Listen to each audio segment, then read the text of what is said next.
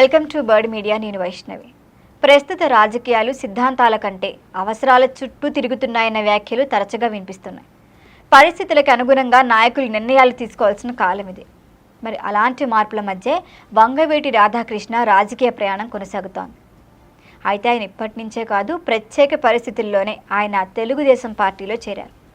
అప్పటి నుంచి ఆయన పార్టీలో సిన్సియర్గా కొనసాగుతున్నప్పటికీ ఇప్పటి వరకు కూటమి ప్రభుత్వంలో పదవి దక్కకపోవడంతో రకరకాల ప్రచారాలు వినిపించాయి.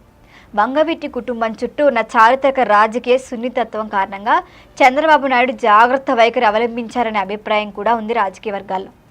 అయితే ప్రస్తుత పరిస్థితుల్లో రాధకు ఏదో ఒక రాజకీయ బాధ్యత ఇవ్వాల్సిన అవసరం ఉందని పార్టీ వర్గాల్లోనే చర్చ సాగుతోందని సమాచారం. వంగవీటి కుటుంబం పేరు చెప్పగానే గుర్తొచ్చేది వంగవీటి మోహన్ రంగ హత్య ఘటన. మరి ఆ సంఘటన చుట్టూ అప్పట్లో తీవ్రంగా ఆరోపణలు, కుల పార్టీ కోణాల చర్చలు సాగాయి. ఆ కేసు రాజకీయంగా ఎంతో ప్రభావాన్నే చూపించింది. కాలక్రమేణా సిచ్యువేషన్లు మారుతూ వచ్చాయి. ఒకప్పుడు ఆరోపణల వలయంలో ఉన్న పార్టీ వైపు నుంచి రాధాకృష్ణ రాజకీయ ప్రయాణం కొనసాగించడం అప్పట్లో ఆశ్చర్యానికే గురిచేసింది.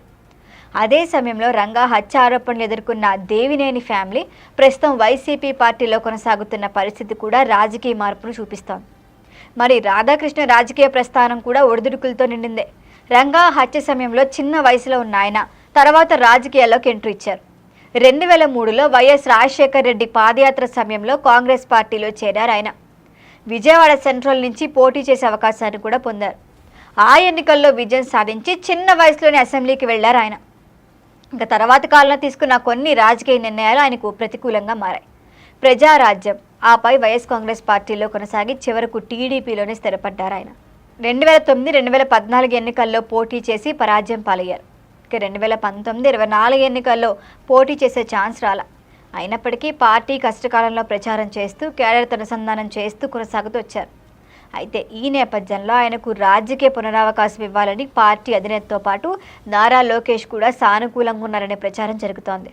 త్వరలో ఖాళీ కాబోతున్న ఎమ్మెల్సీ స్థానాల్లో ఒకటి రాధాకృష్ణకు కేటాయించే అవకాశం ఉందని తెలుస్తోంది.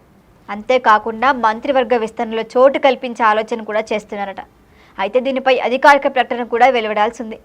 వంగవీటి కుటుంబానికి ఉన్న సామాజిక ప్రభావం, విజయవాడ రాజకీయాల్లో వారి చారిత్రక స్థానం దృష్ట్యా ఈ నిర్ణయం వ్యూహాత్మకంగా కూడా మారుతుంది. మరి రాధాకు అవకాశం ఇస్తే ఇది రాజకీయ సమీకరణాల్లో కొత్త మార్పులకు దారితీయచ్చు. మరొక వైపు ఆలస్యమైతేనే సంతృప్తి పెరిగే అవకాశం కూడా ఉంటుంది.